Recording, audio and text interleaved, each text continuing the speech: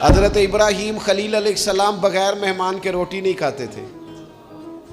एक दिन मेहमान आया, ये नबियों की शान है, पैगंबरों की शान है। एक दिन मेहमान आया तो फरमाने लगे बिस्मिल्लाह पढ़।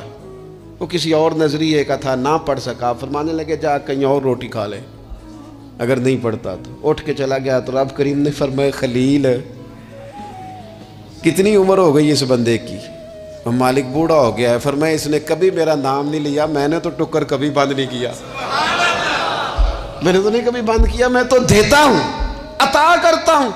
यहां लोग कहते हैं जा तेरी तनख्वाह काटी गई, यहां लोग कहते हैं जा तेरे इतने दिन के फुला मामलात खत्म हो गए, जा निकल इधर से, मैं देखता हूं कौन तुझे रोटी पे रखता हो, बस कर।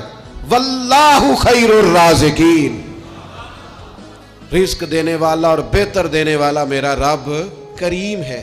इसलिए बड़े जुमले नहीं, मेरे नबी अकरम सल्लल्लाहु ताला अलैहि वसल्लम ने फरमाया बेशक बड़े बोल और बुरी आदतें तुम्हारे नेक अमाल को इस तरह बिगाड़ देती हैं जिस तरह सिरका शहद को बिगाड़ देता है।